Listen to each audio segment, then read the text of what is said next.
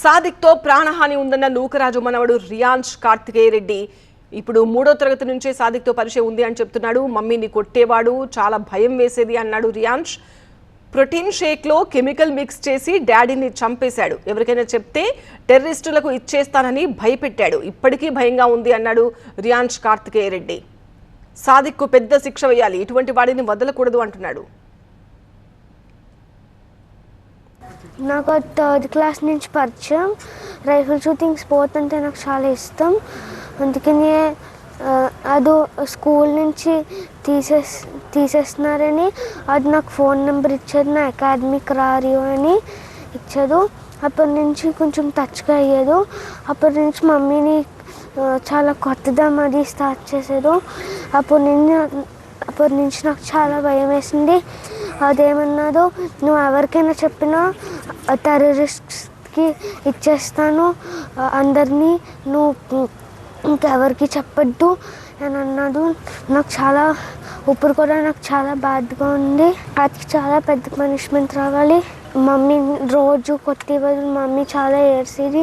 నాకు చాలా బాధగా ఉంది దాని గురించి. ఇంకేది అసలు వదలతారు, చాలా పెద్ద పనిష్మెంట్ రావాలి. డాడీ ప్రోటీన్ షేక్లో కూడా ఫిజియోథెరపీ సెంటర్ దగ్గర ఏదో కెమికల్ మిక్స్ చేసేసి నా డాడీని కూడా చంపేశారు. నా హోల్ ఫ్యామిలీని రూయిన్ చేసేసారు. అది చాలా పెద్ద పనిష్మెంట్ ఉండాలి. నాకు చాలా బాధగా ఉంది. అది నీకు అసలు వదులుతారండి. సాదిక్ నలుగురి చావుకు కారణమయ్యాడని ఆరోపించారు కాకినాడ ఎంపీ ఉదయ్ శ్రీనివాస్. ముంబై, కెనడా నుంచి కెమికల్స్ తెప్పించి జగదీష్ను చంపాడని సౌజన్య రాసిన లెటర్లో ఉందన్నారు. సౌజన్యను శారీరకంగా, మానసికంగా వేధించాడన్నారు. సాదిక్ లాంటి వ్యక్తిని ఉరితీయాలని డిమాండ్ చేశారు.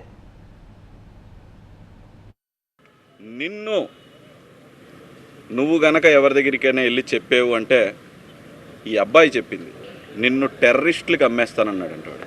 ఏంటంటే టెర్రరిస్టులకి తీసుకెళ్ళి అమ్మేస్తాను, నాకు మొత్తం అంతా కనెక్షన్స్ ఉన్నాయి, మీరు ఎవరి దగ్గర చెప్పినా సరే నేను నీ కొడుకుని టెర్రరిస్టుల దగ్గరికి అమ్మేస్తాను అని చెప్పి బెదిరించి, లాస్ట్కి ఆవిడ రాసింది ఏంటంటే, నన్ను, నా ధర్మాన్ని, హిందుత్వాన్ని మారిపోయి నువ్వు ఇస్లాంకి కన్వర్ట్ అయితే తప్ప నిన్ను వదిలిపెట్టను అన్న దానికి ఆవిడ ఎప్పటి నుంచో చిన్నప్పటి నుంచి గుడికి వెళ్తా మర్యాదపూర్వకంగా పెరిగిన అమ్మాయి అన్నిటికీ వదులుకుంటానికి సిద్ధమైంది. కానీ ఆమె హిందుత్వాన్ని మార్చుకోమంటే మాత్రం తట్టుకోలేక కుటుంబంతో సహా చనిపోవటానికి సిద్ధమయ్యారు.